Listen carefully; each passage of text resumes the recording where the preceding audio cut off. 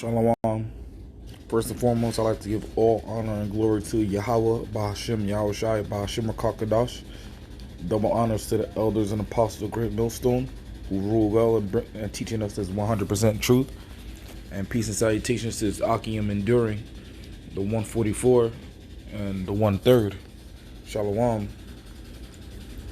I want to bring out a couple of precepts about a glimpse, a tiny glimpse of the spiritual powers that we'll be able to do. And Lord willing, this is a little faith booster. So let me start off with John chapter 14 and verse 12. Verily, verily, I say unto you, he that believeth on me, the works that I do shall he also do. And greater works than these shall he do, because I go unto the Father. Because I go unto my Father. Verse 13. And whatsoever ye shall ask in my name, that I will do, that the Father may be glorified in the Son. Alright, so Yahawashi is saying that whatever works he did on earth, that we'll be able to do. And plus even more. Now we gotta remember that the hopeful elect will get spiritual bodies. So Yahushua came as a man, but he's not going to come back as a man. He's going to come back in his spiritual form, and then he's going to raise up, hopefully us, Salakia, in our spiritual form. Lord willing, we're part of that number. So I just want to bring out a couple of the works that he did to show what we'll be able to do. Let me jump over to Matthew chapter 14 verse 15. This is Matthew chapter 14 verse 15. And when it was evening, his disciples came to him saying, this is a desert place, and the time is now past. Send the multitude away, that they may go into the villages and buy themselves victuals. And this is after he was teaching to the multitude. But Yahushua said unto them, they need not depart, give ye them to eat. And they said unto him, we have here but 5 loaves and 2 fishes. He said, bring them hither to me. And he commanded the multitude to sit down in the grass, and took the 5 loaves and the 2 fishes, and looking up to heaven, he blessed and and gave the loaves to his disciples, and the disciples to the multitude. And they all did eat and were filled, and they took up of the fragments of that remained, and they took up of the fragments that remained 12 baskets full. And they that had eaten were about 5,000 men, besides women and children. Alright, so this is an example of the power of multiplicity. So Yahushua took 5 loaves and 2 fishes and fed over 5,000 people, and they ate to be filled, and there were still 12 baskets full remaining. All right, that's spiritual power right there, man. That'll be something that we'll be able to do, because like it is written, all the works that he did, we'll be able to do even greater. That's a small glimpse of a power that we'll have. Another one will be in Matthew chapter 9, starting at verse 2. And behold, it's like in Matthew 9, verse 2. And behold, they brought to him a man sick of the palsy, lying on a bed. And Yahushua, seeing their face, said unto the sick of the palsy, Son, be of good cheer, thy sins be forgiven thee. Alright, so this man was crippled. Like if you see people with cerebral palsy these days, man, they're crippled. Verse 3. And behold, certain of the scribes said within themselves, this man blasphemeth. And Yahushua, knowing their thoughts, said, wherefore think ye evil in your hearts? Alright, so in a crowded room, Yahushua was able to read minds of the people. He read their thoughts. That's spiritual power right there. Verse 5. For whether it is easier to say, thy sins be forgiven thee, or to say, arise and walk. but that ye may know that the Son of Man hath power on earth to forgive sins. Then said he to the sick of the palsy, Arise, take up thy bed, and go into thine house. And he arose and departed to his house. But when the multitude saw it, they marveled and glorified Yahweh, which had given such power unto men. So not only did he read minds here, Yahawashi was able to heal the sick. And that's well documented through the scriptures. Yahawashi walked around healing the sick, the blind, the lame. But that's the power that we'll be able to have.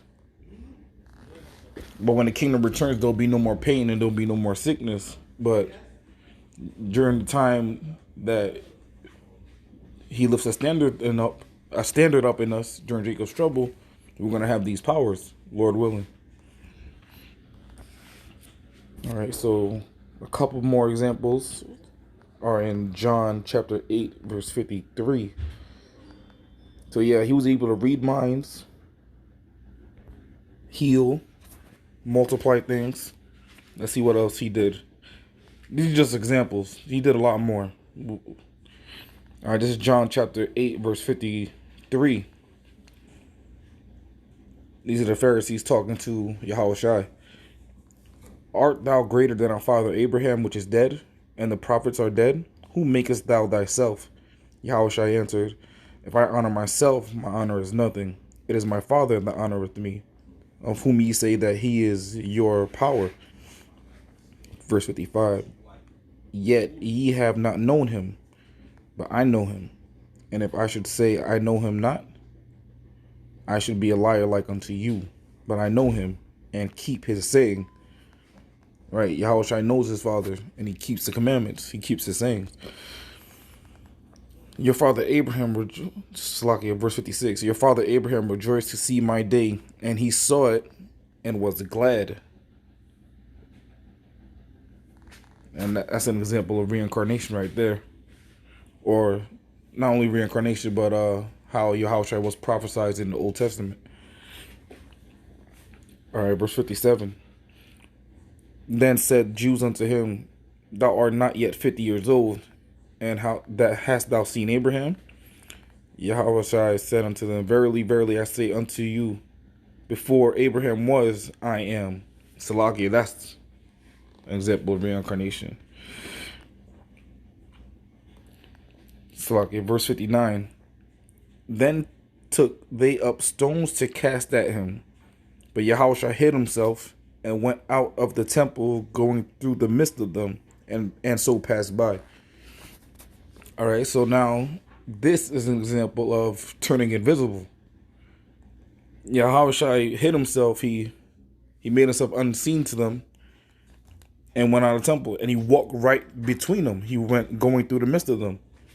They tried to stone him. He turned invisible and walked right out of there. It's another spiritual power that we'll be able to do. These are just tiny glimpses. Tiny glimpses. Remember, Yahawashi came in the form of a man. All right, so more examples, a couple more. Go to John chapter 11, verse 11. All right, John chapter 11, verse 11. These things said he, and after that he said unto him, Our friend Lazarus sleepeth, but I go that I may awake him out of sleep. And Yahawashi always talk in parables, always bug people out. Verse 12. Then said his disciples, Lord, if he sleep, he shall do well. Like, leave him. If he's sleeping, leave him alone. He's good. They didn't understand what he really meant. Verse 13. Howbeit Yahawashi spake of his death, but they thought that he had spoken of taking a rest in sleep. And then said Yahawashi unto them plainly, Lazarus is dead. It always bugs people out when Yahawashi talk in parables. All right, let me jump over to verse 32. Actually, let me go to 17 Salakia. Then when Yahawashi came, he found that he had lain in the grave 4 days already. Now Lazarus was dead for 4 days. Now Bethany was nigh unto Jerusalem, about 15 furlongs off. It was a close city. not too far off. Verse 19, and many of the Jews came to Martha and Mary to comfort them concerning their brother. Then Martha, as soon as she heard that Yahawashi was coming, went and met him. But Mary sat still in the house. Then Martha said unto Yahawashi, Lord, if thou hadst been here, my brother had not died. But I know that even now, whatsoever thou wilt ask of Yahweh, Yahweh will give it thee. Then Yahawashi said unto her, thy brother shall rise again. Even after her brother died, she's kept the faith, man. She knew who Hamashiach Yahawashi was, man.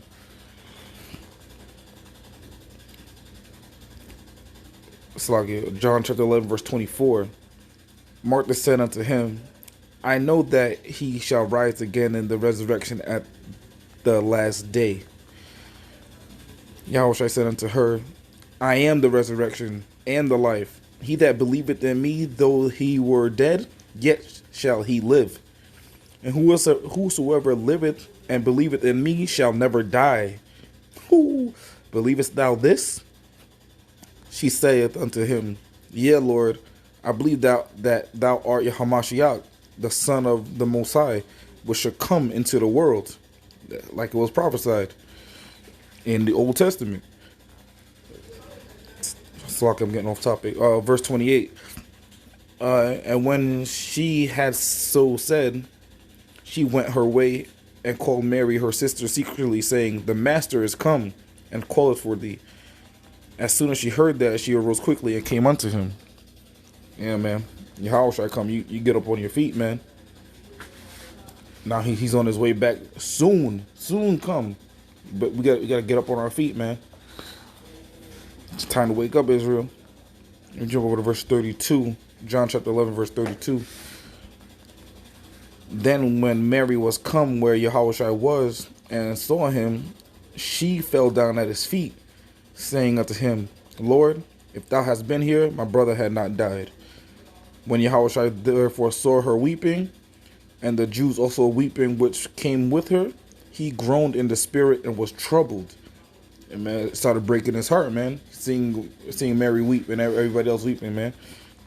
And he loved Lazarus too. Verse 34. And said, where have ye laid him? They said unto him, Lord, come and see. Yahawashi wept. Yeah, he truly loved Lazarus, man.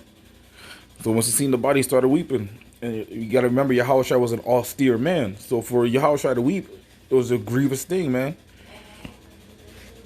Verse 36. Then the Jews, behold how he loved them. And some of them said, could not this man which opened the eyes of the blind, another spiritual power, which is the healing, have caused that even this man should not have died? Yahawashi therefore again groaning in himself, coming to the grave. It was a cave, and a stone lay upon it. Yahawashi said, take ye away the stone. Martha, the sister of him that was dead, saith unto him, Lord, by this time he stinketh, for he hath been dead 4 days. His body was rotting in this tomb. 4 days. You leave a body alone for 4 days, it's going to stink. It's going to smell terrible. Verse 40. John chapter 11, verse 40. Yahawashi saith unto her, said I not unto thee that if thou would believe, thou shouldst see the glory of Yahweh? Then they took away the stone from the place where the dead was laid. And Yahawashi lifted up his eyes and said, Father, I thank thee that thou hast heard me. And I knew that thou hearest me always. But because of the people which stand by, I said it, that they may believe that thou hast sent me. And when he thus had spoken, he cried with a loud voice, Lazarus, come forth. And when he that was dead came forth, bound hand and foot with the grave clothes, and his face was bound with a napkin, Yahawashi said unto him, loose him and let him go. It's just another spiritual power. This is probably one of the best spiritual powers, best example of spiritual powers. And Yahawashi noticed that. That's why he cried unto the Father, saying, I knew that Salaki, verse 42, I knew that thou hearest me always, but because of the people which stand by I said it, that they may believe that thou hast sent me. So this is another faith booster, basically. And this is a faith booster for us, because whatever Yahawashi did and that was written, we'll be able to do as well. So Yahawashi raised the dead. Lord willing, when we get our spiritual bodies, we'll be able to raise the dead too. And that's about it on that part. But I know I said everything that's written, but let me jump over to chapter 20. Alright, this is John chapter 20 and verse 30. And many other signs truly did Yahawashi in the presence of his disciples, which are not written in his book. See, so Yahawashi did a lot of things that weren't written. So we are really going to be truly powerful beings, man. Lord willing that we get spiritual bodies. But these are written that ye might believe that Yahawashi is Hamashiach, the Son of the Most High, and that believing ye might have life through his name. Through his name, we're going to have life, man. You can't be calling on Jesus, Jehovah, Yahweh, is YAHAWAH BAHASHAM YAHAWASHI, man. I'm going to wrap it up on that. I'd like to give all honor and glory to YAHAWAH BAHASHAM YAHAWASHI, BAHASHAM RAKAKADASH. Until next time, Shalom.